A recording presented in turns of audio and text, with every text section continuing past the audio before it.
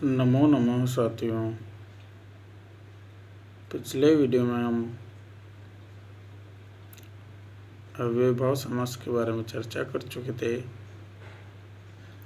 आज इस वीडियो में हम तत्पुरुष समास के बारे में चर्चा करेंगे।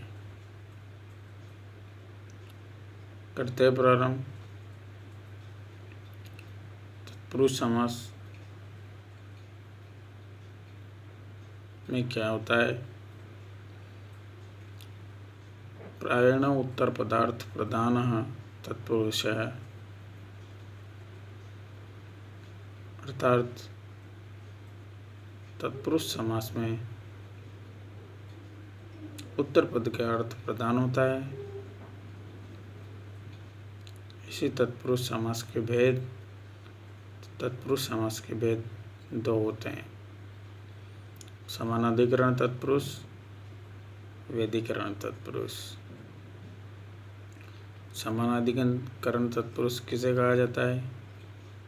समानाधिकरण तत्पुरुष को ही कर्मधारय समास कहा जाता है।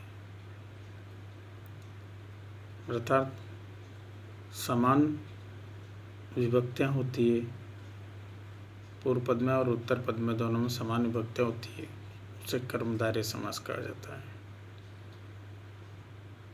वेदीकरण तत्पुरुष किसे कहा जाएगा?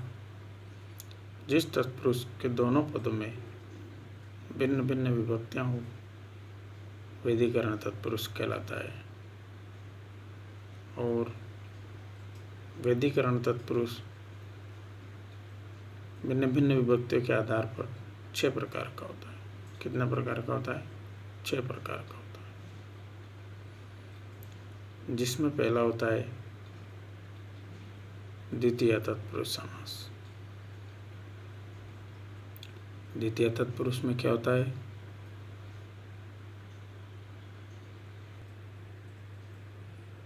कि द्वितीय व्यक्ति पूर्व पद में होती है, उत्तर पद में प्रथमा होती है, द्वितीय तत्पुरुष कहलाता है। और यह इसका एक सूत्र आता है कि द्वितीयाश्रितातीत पतित गत्यास्त्यस्थ प्राप्तापन्ने, यानी ये जितने भी अर्थ बोले गए इन सभी अर्थों में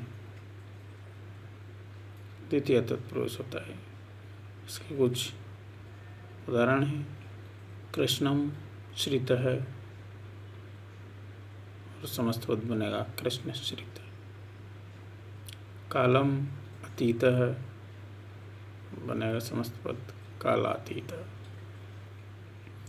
इसी प्रकार के शोकातीत, शोकम अतीत, शोकातीत। स्वर्गगत, स्वर्गम गत, कष्टापन, ग्रामगमी। इस प्रकार के उदाहरण और भी बहुत सारे उदाहरण है इसके। अगला है तृतीय तत्पुरुष समास। तृतीय तत्पुरुष समास का जो सूत्र है, तृतीय तत्कृतार्थेन गुणवचनेन, इस प्रकार से इसका सूत्र होगा। तो कहता है कि पूर्व पद में स्थित तृतीयांत पद का उत्तर पद में स्थित अर्थ शब्द के साथ होने वाला समास तृतीय तत्पुरुष कहलाता है। यानी तृतीय आगे वाला पद तृतीयांत होगा और अंत वाला उत्तर पद जो होगा वो अर्थ शब्द होगा। जैसे धन्येन अर्थ है, इसमें पूर्व पद में तृतीय आएगी, अंतिम लास्ट वाले पद में अर्थ शब्द है। पुण्यार्थ है, पुण्येन अर्थ है। धन्यार्थ है, धन्येन अर्थ है। पुण्यार्थ इसी में। और शंकुलाखंड है, शंकुलयाखंड है, शंकुलाखंड। हरित्रात, पाणहत, मातृसदृश, मासावर है। इस प्रकार के उदाहरण तृतीय तत्पुरुष समास में। अगला है चतुर्थी तत्पुरुष समास। इसके पूर्व पद में चतुर्थी होगी, उत्तर पद में प्रथमा होगी और किन अर्थों में होता है? चतुर्थी तदर्थार्थ बलिहित सुख रक्षित। बलि अर्थ में, तदर्थ अर्थ में, सुख अर्थ में, हित अर्थ में आदि इन अर्थों में होता है। इसका उदाहरण है भूतव्य बलि, समस्त पद बनेगा भूत बलि, काक बलि, काकेव्य बलि, काक बलि का काकेव्य बलि। इसके बहुत महत्वपूर्ण उदाहरण है। द्विजार्थ है, विग्रह होगा इसका द्विजाय अयम बनेगा द्विजार्थ है, द्विजार्था, द्विजाय इयम स्त्रीलिंग बनेगा द्विजार्था, नपुंसकलिंग में बनेगा द्विजार्थम, द्विजाय इदम। इस प्रकार से तीनों लिंगों में ये उदाहरण हो जाएंगे। इसका एक महत्वपूर्ण और उदाहरण है यूप दारू, विग्रह होगा इसका यूपाय दारू। इस प्रकार से चतुर्थी तत्पुरुष समास। अगला तत्पुरुष समास है पंचमी तत्पुरुष समास। पंचमी तत्पुरुष समास के जो उदाहरण है वह उदाहरण भय अर्थ में होते हैं।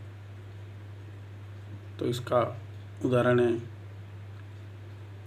चोरात भयम, समस्त पद बनता है चोर भयम। मृत्यु हो भीत है, समस्त पद बनता है मृत्यु भीत। भयभीत,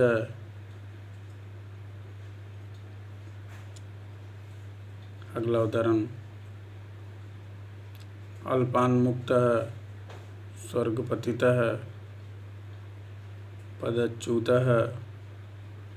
इस प्रकार से पंचमी तत्पुरुष के उदाहरण हों। अगला आएगा षष्ठी तत्पुरुष समास। इस षष्ठी तत्पुरुष समास का महत्वपूर्ण उदाहरण है राज्ञ है पुरुष है, समस्त पद राजपुरुष है। राजधानी, राजधानी का विग्रह हो जाएगा राज्ञ है धानी। छात्रावास है, छात्रस्य वास है, छात्रावास है। विद्यालय, विद्यायाः आलय, विद्यालय। देव पूजक है,